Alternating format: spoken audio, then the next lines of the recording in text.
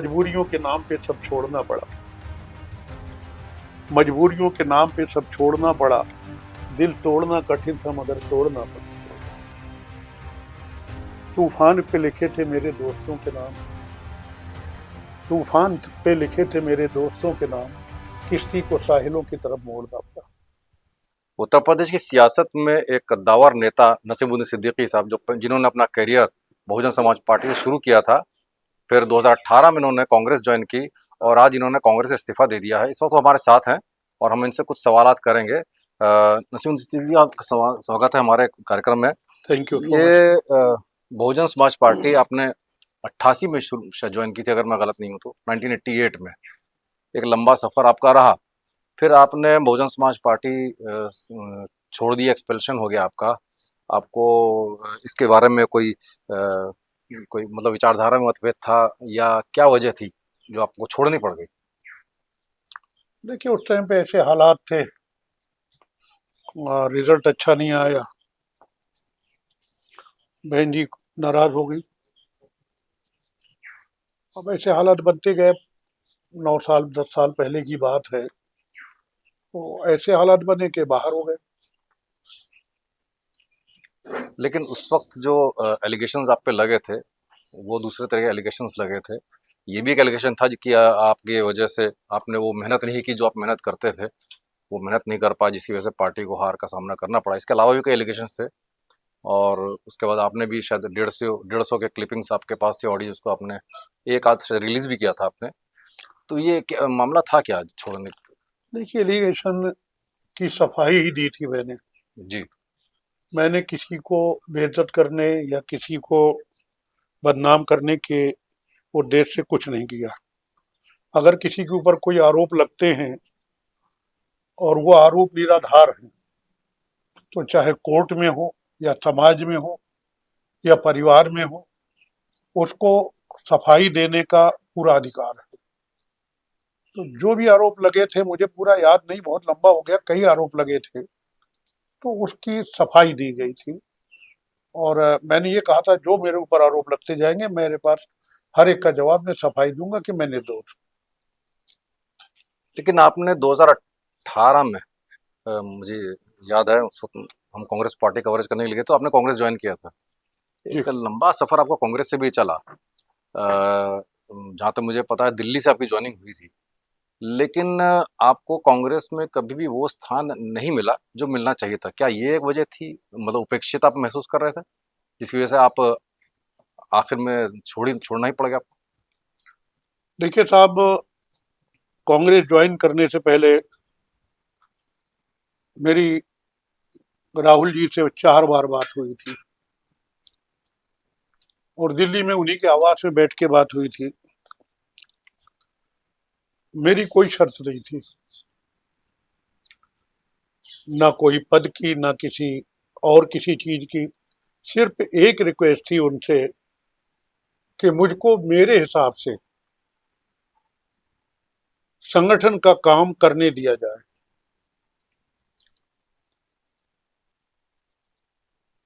उस समय श्री राज बब्बर जी प्रदेश अध्यक्ष थे और श्री गुलाम नबी आजाद जी प्रदेश के, उत्तर प्रदेश के प्रभारी थे। मुझे शाम को 7 बजे फोन किया राहुल जी ने, 21 फरवरी 2018 को, कि नसीमुद्दीन जी कल जो है ज्वाइन कर लीजिए। मैंने कहा कि भैया, इतनी जल्दी तो सब लोग नहीं आ पाएंगे, हर जिले में लोग हैं, बुंदेलखंड के, पूर्वांचल के, मध्य यूपी के, ये लोग कोई नहीं आ पाएंगे। बोले जितने आते हैं ज्वाइन कर लीजिए, अब कल ज्वाइन कर लीजिए। खैर, जो दिल्ली से लगे सटे हुए यूपी के जिले थे, सहारनपुर तक, इधर मुरादाबाद तक, अलीगढ़ तक, वहां के लोग 22 फरवरी 2018 को 24 अकबर रोड, जो AICC का ऑफिस है, वहां पहुंचते हैं और साथ में मेरे मुझे मिलाकर के 38 x MLA x MP ex minister थे, और मैं उस समय मौजूदा विधायक था। हम सब लोग ज्वाइन करते हैं, और ज्वाइन करने के बाद देखा यह गया कि एआईसीसी का जो 24 अकबर रोड का मैदान है, पूरा कैंपस ठसाठस भरा है, और उससे 2 गुना लोग बाहर हैं। लोगों ने वहां कहा कि भाई 25 साल बाद देखी इतनी भीड़ एआईसीसी में। खैर कोई नहीं, तो मैं तो और बड़ा करना चाह रहा था, लेकिन वो जो हो गया हो गया। उसी समय मैंने फिर ये बात रखी, तो राहुल जी ने गुलाम नबी आज़ाद जी से और राज बब्बर जी से कहा कि भाई नोट कर लो, ये संगठन के माहिर हैं, और ये जैसे काम करते हैं इनको पूरी फ्रीडम, और जो ये बनाते हैं उसको एक्सेप्टेंस देना जरूरी है। बात हो गई, बात आई गई हो गई। फिर राहुल जी से बात होती रहती थी फोन पे या मैसेज पे। साल 2 साल के बाद धीरे धीरे कम होता गया, फिर मीटिंगों में बात होने लगी। प्रियंका जी आ गई। प्रियंका जी से मैंने कई बार कहा कि मुझे काम दीजिए वरना मैं बीमार हो जाऊंगा। उन्होंने प्रांतीय अध्यक्ष बना के पश्चिम उत्तर प्रदेश के 15 जिलों का इंचार्ज बना दिया, और जब मैंने वहां जमीन पे काम करना शुरू किया, पोलिंग बूथ कमेटी बनाना, लोगों की झुग्गी झोपड़ी में जाना, तो उनके साथ संदीप सिंह रहते हैं, उन्होंने फोन किया कि ये बंद कर दीजिए। मैंने कहा भाई काम कर रहे हैं, बंद करने की क्या बात है, संगठन अगर जमीन पे नहीं होगा तो कैसे होगा। बोले आप बंद कर दीजिए अभी। मैंने कहा चलो ठीक है। इसके बाद हमने पूरे प्रदेश में तकरीबन लगभग 17-18 संविधान बचाओ संकल्प सभा के नाम से बड़े बड़े प्रोग्राम किए। पश्चिम में पूरब से शुरू हुआ, जौनपुर से, थोड़ा कमजोर था, लेकिन मेरठ सहारनपुर बुलंदशहर पहुंचते पहुंचते इतना बड़ा हो गया कि 15-15 हजार लोग आने लगे। वहां का मैं इंचार्ज था। जैसे ही सहारनपुर का प्रोग्राम खत्म हुआ, फिर संदीप जी ने कहा कि इसको बंद कर दीजिए। और मैंने कहा तो अगर संविधान बचाने में क्या है क्या नहीं, उसको बंद कर दीजिए। मैं कहा भैया मुझे बता दो क्या क्या करना है, मुझे लिख करके दे दो क्या क्या करना है। और प्रियंका जी से मैंने कहा मैं इस तरीके से काम नहीं कर पा रहा हूँ, मुझे एक जिला दे दीजिए, लेकिन स्वतंत्र रहूं मैं, जो जिला सबसे खराब हो वो दे दीजिए। कहने ठीक है, बिल्कुल ठीक है। और प्रांतीय अध्यक्ष खत्म। इसके बाद जब 1 आध साल बीत गए, तो मैंने कहा एक जिला नहीं तो एक गांव दे दीजिए। बिगाड़ूंगा मैं, मुझे बिगाड़ देने दीजिए, मेरी यही खुराक है। मैंने हमेशा झुग्गी झोपड़ियों में जो लोग रहते हैं, जिनके छत भी घास फूस के और दीवारें भी घास फूस की हैं, वहां बिताई है। मैं 36 साल तक मैंने अपनी जिंदगी ऐसे बिताई है। ईद, बकरीद, दिवाली, दशहरा, होली मैंने अपने घर में नहीं किया। मेरे बच्चे छोटे छोटे थे, मेरी बेटी भी मर गई, लेकिन मैं जी, उसको मुझे याद है, आपने बताया था। दफनाने नहीं गया, संगठन के काम में लगा रहा। अपनी वाइफ से कहता था भाई मैं नहीं आ रहा हूँ ईद बकरीद में, तुम्हें अगर आना है तो मैं फला गांव में है तो मैं हूँ, तुम अपने भाई को लेकर के आप चलिए यहाँ। तो एक बार हमने सिकंदरपुर में की, बलिया में सिकंदरपुर में बकरीद की। एक बार जैनुद्दीनपुर अम्बेडकर नगर में है, वहाँ किया। फिर एक बार दिल्ली में चुनाव चल रहा था तो दिल्ली में किया। तो 3 जगह मेरे बच्चे पहुंचे, दर्जनों जगह नहीं पहुंचे। मेरे कहने का मतलब मेरी एक आदत बन गई थी कि मच्छर काटे, कुछ भी काटे, कुछ भी हो, करना, काम करना है, ये खुराक बन गई थी। लेकिन उसके बाद भी काम नहीं मिला। तो मैं माननीय राष्ट्रीय अध्यक्ष खड़गे जी के पास 3 बार गया कि मुझे जो है काम दिया जाए, मैं बीमार हो जाऊंगा। उन्होंने कहा कि ठीक है, प्रियंका जी से बात कर लीजिए। अब यूं ही चलता रहा। तो मैंने 12 दिसंबर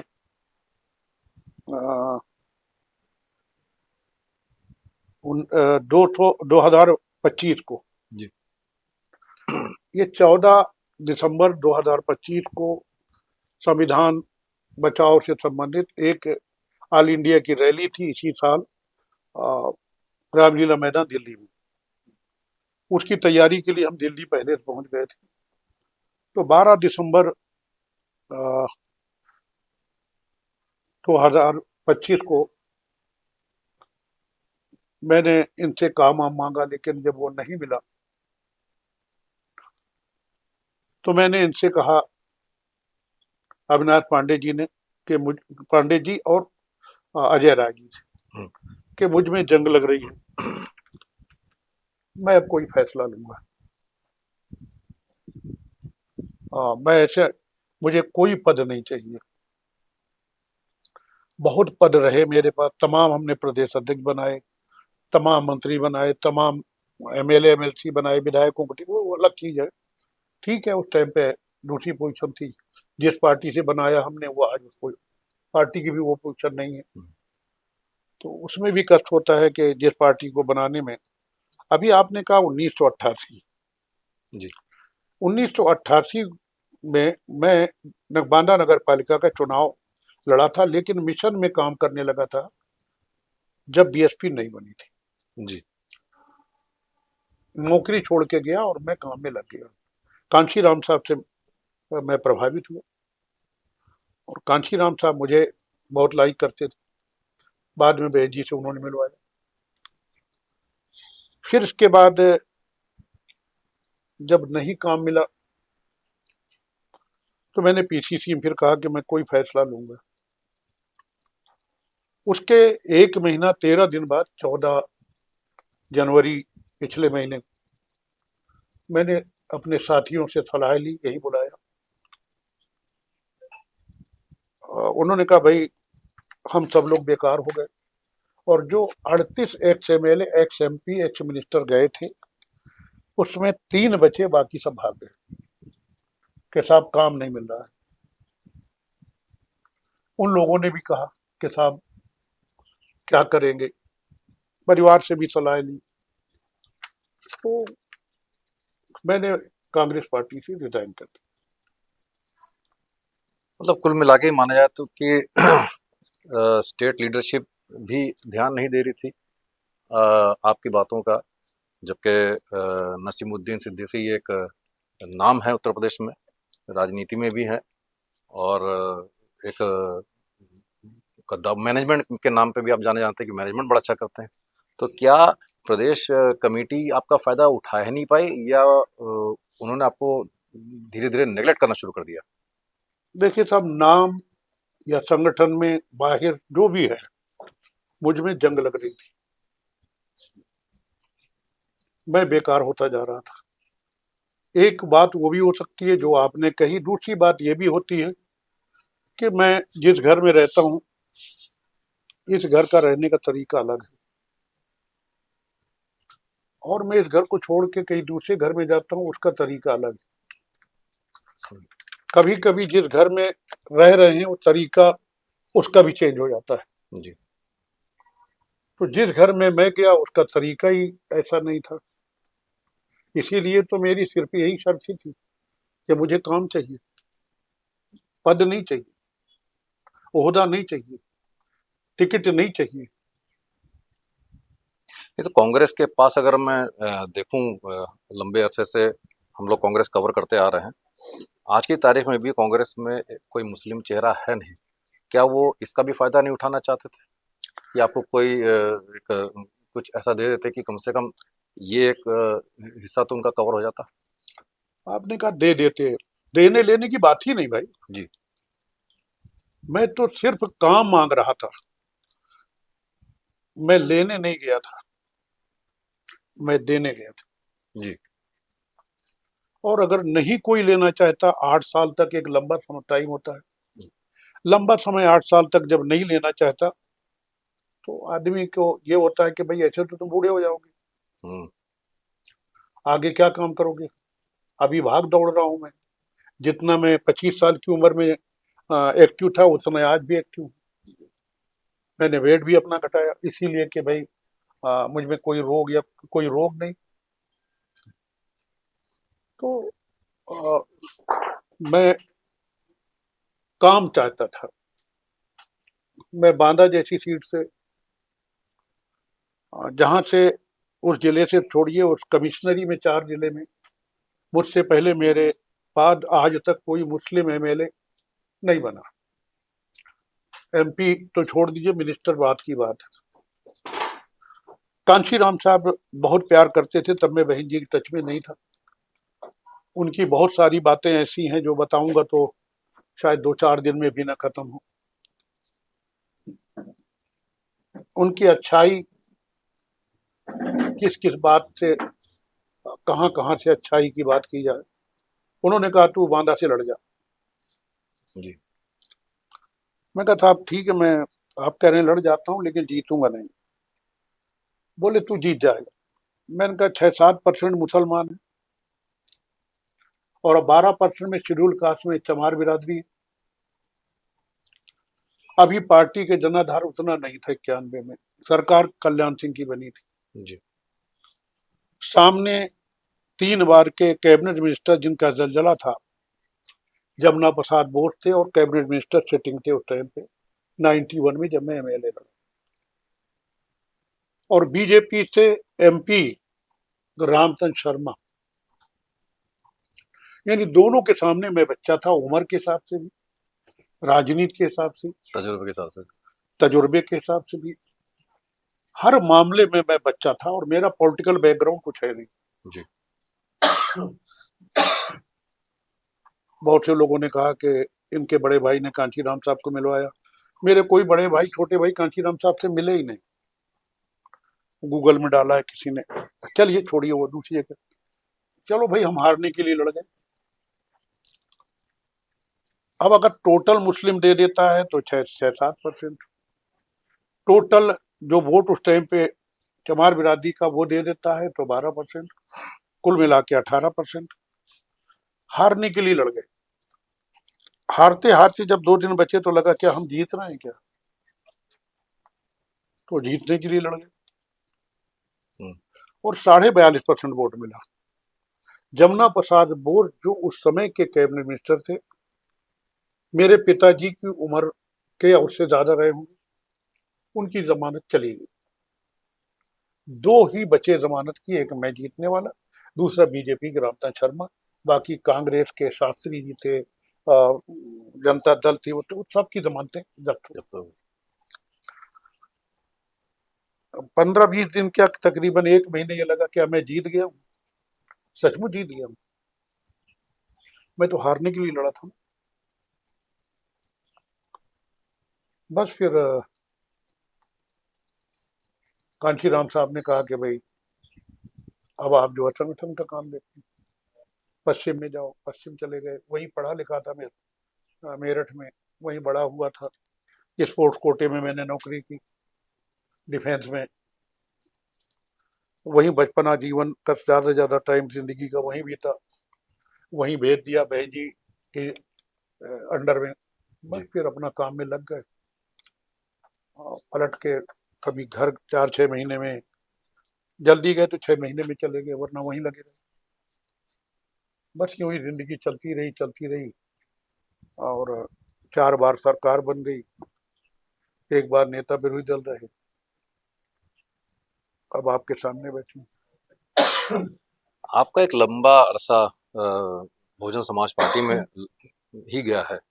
आज बहुजन समाज पार्टी भी ऑलमोस्ट खत्म ही हो चुकी है।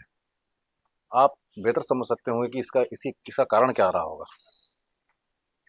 देखिए, आज मैं उस घर में नहीं हूँ जिस घर को बहुजन समाज पार्टी कहते हैं, लेकिन कांचवान और कांशीराम साहब की अगुवाई में वो घर बना था।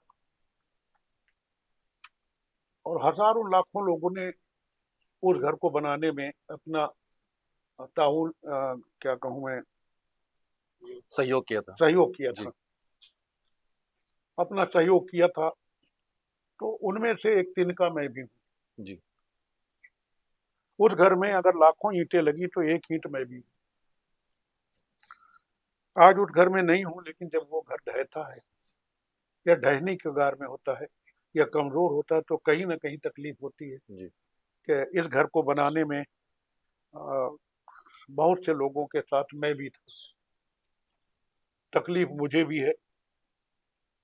अब जो लोग सर्वे सर्वा हैं उनको सोचना चाहिए, हमारे सोचने से होगा क्या। मैं अभी कह भी दूंगा ये होना चाहिए, होना चाहिए, दूसरी तरफ से दूसरा बयान आ जाएगा कि वो निष्कासित है, वो हो कौन, होते कौन है। जी। तो ऐसी बात कहने से फायदा क्या है। बहन जी सम्मानित हैं, मैं सम्मान करता हूँ। तो क्या अगर मान लीजिए आपको बहन जी बुलाती हैं, तो क्या आप उस दरवाजे में दोबारा जाएंगे? बुलाने के दो मतलब जी। है। एक मतलब ये है कि बहन जी बुलाती हैं बात करने के लिए, हम्म। भाग करके जाऊंगा। दूसरा मतलब ये है कि बहन जी बुलाती हैं पार्टी के लिए, ना बहन जी बुलाएंगे ना मैं जाऊंगा, हम्म। नहीं जाऊंगा। तो अब एक इतना लंबा सफर आपका राजनीति में रहा, ये मेरा आखिरी सवाल है। आप इस वक्त जंग ना लगे आपको, आपकी राजनीति को, आपका अगला फैसला क्या है? क्योंकि इस वक्त कांग्रेस भी आप छोड़ चुके हैं, बीएसपी से भी आप अलग हैं। अब बचा क्या? आप नसीमुद्दीन सिद्दीकी एक मंझे हुए राजनीतिक के तौर पे कैसे देखते हैं आगे की जिंदगी को? मैंने अपने राजनीतिक कहूँ क्या कहूँ, मैं तो वर्कर की हैसियत से काम किया। आपने कहा कांग्रेस छोड़ चुके हैं, पहले भी आपने पूछा कि क्यों छोड़ा। जी। मजबूरियों के नाम पे सब छोड़ना पड़ा, मजबूरियों के नाम पे सब छोड़ना पड़ा। दिल तोड़ना कठिन था मगर तोड़ना पड़ा। तूफान पे लिखे थे मेरे दोस्तों के नाम, तूफान पे लिखे थे मेरे दोस्तों के नाम, किश्ती को साहिलों की तरफ मोड़ना पड़ा। मैं किनारे आ गया। जब बहुजन समाज पार्टी से मैं 10 मई 10 मई 2017 को बाहर हुआ। जी। बीच में किसी पार्टी में नहीं गए। कांग्रेस में कब जाता हूं मैं? 22 फरवरी 2018, जी। यानी 9 महीने बाद। तो भाई अभी 9 दिन हुए हैं, 10 दिन हो जाने दीजिए, ज्यादा इंतजार नहीं करूंगा। यानी कि बहुत जल्द आप कुछ बिल्कुल खबर बिल्कुल देने वाले बिल्कुल बिल्कुल बिल्कुल। हैं। कौन सी सियासत आप शुरू करेंगे, किस पार्टी में शुरू करेंगे, इसके बारे में भी खुलासा? भाई कई जगह बात। अच्छा। कल कल ही एक पार्टी के नेता आए थे, परसों शहीद भाई हम एक नेता के राष्ट्रीय अध्यक्ष जी से मिले। किसी से फोन पे बात हुई।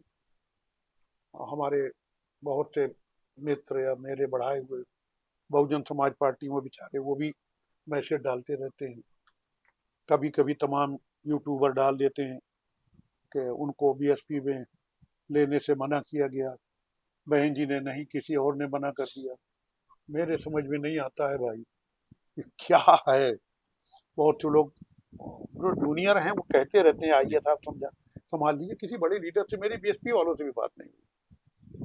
अब मैंने उनका जितना भी था सारा ब्लॉक कर दिया।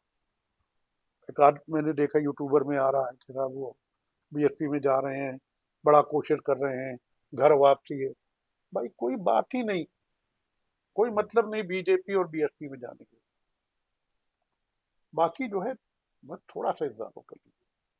तो अभी आप इस बात का खुलासा नहीं करेंगे कि आप किस पार्टी में जाने वाले नहीं, ये आज नहीं। हैं? आज नहीं करेंगे? तो कब तक इंतजार करना पड़ेगा? हो सकता है 24 घंटे के अंदर या 2 दिन लग जाए। हालांकि मुझे कर देना तो चाहिए था 4 को, लेकिन मैं काफी दौरों में चला गया, लंबा हो गया। मुझे बनारस जाना पड़ा, झांसी गया, कानपुर गया, फिर बरेली, बरेली से मुरादाबाद, मेरठ। उससे पहले ये बैठे हुए हैं बहराइच, बहराइच से श्रावस्ती, फिर इसके बाद बलरामपुर। तो मुझे खुद उम्मीद नहीं थी कि मुझे इतनी जगह जाना पड़ेगा, क्योंकि हर जगह मानने वाले लोग हैं। जी मैं जानता हूं जो मैं करूंगा सब कहेंगे बिल्कुल ठीक, और ज्यादातर लोगों ने यही कहा कि जो आपका फैसला है ठीक है, क्योंकि मैं अकेले तो नहीं गया हूं। जी, बिल्कुल अभी सही। अभी मैं आपको मोबाइल में दिखाता हूँ, ये खत्म हो जाए। एक ऐसी भाषा है जो ये तो समझ में आ रहा है कि नसीमुद्दीन सिद्दीक कह रहा है, और लेटर भी है, इंग्लिश में दस्तखत हैं और भाषा में भी दस्तखत हैं, और वो कांग्रेस त्यागो ऐसे कुछ बोल रहा है। अभी सुनाता हूँ मैं। वो हमारे चाहने वाले वहां के हैं, कहाँ के मुझे नहीं मालूम। उन्होंने अपना मोबाइल नंबर भी नहीं डाला। इसके अलावा इंडियन ओवरसीज कांग्रेस है, ये पूरे वर्ल्ड में ज्यादातर मुल्कों में अपने कोऑर्डिनेटर उन्होंने जी बना रखे हैं। तो वहां से 13 इंडियन ओवरसीज कांग्रेस के कोऑर्डिनेटरों ने, जिनको मैं नहीं जानता, उन्होंने रिजाइन कर दिया कि नसीमुद्दीन सिद्दीकी के समर्थन में हम रिजाइन करते हैं। वो अभी दिखाता हूँ, सीधे खड़गे जी के पास भेजा, और लगभग 15,000 लोगों ने, उसमें कांग्रेस ज्यादा है, दूसरी पार्टी के लोगों ने भी। तो अभी 3 फाइलें हैं, मैं भी एक यही रखी, बाकी अंदर रखवा दी थी। दूसरी पार्टी के लोगों ने भी किया, उनके भी मैं दिखाता हूँ, और मोबाइल में जो मेरे भेजा वो भी मैं दिखाता हूँ। तो अगर इतने लोग हैं, सबसे तो नहीं किया जा सकता, जी लेकिन जो आदमी, जो लोग मेरे साथ 22 फरवरी 2018 को कांग्रेस में गए थे, उसके बाद उपेक्षा के कारण वो घर बैठ गए, और 8 साल तक मेरा इंतजार करते रहे। 8 साल के बाद सब यही इकट्ठे हो जाते हैं, जो नहीं आ पाते मैं जाता हूँ। तो मुझे उनका भी तो मान सम्मान रखना है। जी अगर मैं उनकी इज्जत नहीं रखूंगा, उनका उनका दिल नहीं, मैं छू रहा हूँ, दिल ही छू रहा हूँ कि भाई क्या करना है, वो फौरन क्या जवाब मिलता है मैं जानता हूँ। जिस आदमी ने 36 साल सिर्फ गांव देहात में अपनी रात बिताई हो, तो उसके लिए हर जगह लोग होते हैं। तो बस हो गया, मैक्सिमम हो गया। मुझे 4 तारीख को आउट करना था, 4 दिन और लेट हो अच्छा। गए, इसमें और 4 दिन लेट हो गए। हम्म। बस जल्दी होता, 3-4 दिन में। शुक्रिया मिस। इसका मतलब ये नहीं है कि लोग ये अंदाज हम्म। लगाने लगे कि मझधार में फंसे हुए हैं। अब आदमी जब फैसला लेता है तो मझधार में तो रहते ही है ना। हाँ बिल्कुल सही है। अब वो धारा मिलेगी तभी तो बहेगा। बिल्कुल सही। अब उसको बढ़िया ढंग से, खैर वो उनका काम है, नहीं करेंगे तो उनका काम नहीं चलेगा। समाजवादी पार्टी से तो कोई नजदीकियां नहीं बन रही आपकी? नहीं, किसी को हम डिनाई नहीं कर सकते, किसी को डिनाई नहीं कर उम्मीद वहां से भी जा सकते सकते। हैं। उम्मीद पे दुनिया कायम, उम्मीद तो दुनिया का है। फाइनल नहीं।